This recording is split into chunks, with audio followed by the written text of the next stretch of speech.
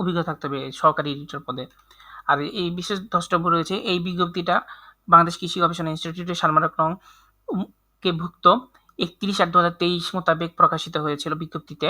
ওটা ওই প্রকাশিত বিজ্ঞপ্তি প্রেক্ষিতে ১, ২, ৩, ৪ উল্লেখিত পদে চলমান নিয়োগ প্রক্রিয়া বাতিল করা হলো। তবে উক্ত নিয়োগ বিজ্ঞপ্তি ক্রমিক ১, ২, ৩, ৪ এ বর্ণিত পদে যারা পূর্বে আবেদন করেছে তারা পুনরায় আবেদন করার দরকার নেই তাদেরকে।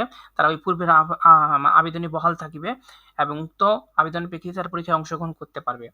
আর আবেদনকারীদের বয়স ২৯/৪/২০২৫ তারিখ ১ নং ক্রমিকে বর্ণিত পদের ক্ষেত্রে সর্বোচ্চ ৪০ বছর, ২ নং ক্রমিকের ক্ষেত্রে সর্বোচ্চ ৩৫ এবং ৩ থেকে ৮ নং ক্রমিকের জন্য ১৮ থেকে ৩২, সর্বনিম্ন ১৮ থেকে ৩২ সর্বোচ্চ বয়স হতে পারবে এবং বয়সের ক্ষেত্রে কোনো প্রকার এফিডেভিট গ্রহণযোগ্য হবে না।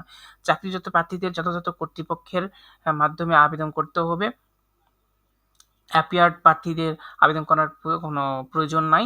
লিখিত পরীক্ষায় উত্তীর্ণদের ওয়েবসাইটে পরীক্ষায় উত্তীর্ণ প্রার্থীগণ ওয়েবসাইটে প্রকাশিত সময়সীমার মধ্যে অনলাইনে পূরণকৃত আবেদন ফর্মে এক সেট লিখিত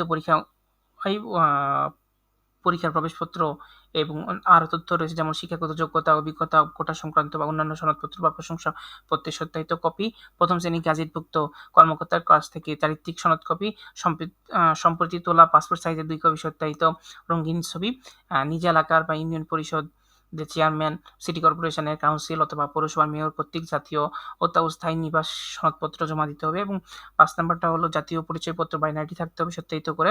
মুক্তিযোদ্ধা বা অন্যান্য কোনো কোটা থাকলে সেই কোটার এগেইনস্টে কাগজ জমা দিতে হবে। ক্ষুদ্র নিকৃষ্টি কোটা হলে তারও এগেইনস্টে কাগজ জমা দিতে হবে। আর শারীরিক প্রতিবন্ধী বা তৃতীয় লিঙ্গের কোটা থাকলে তাদের এগেইনস্টেও কাগজ জমা দিতে হবে।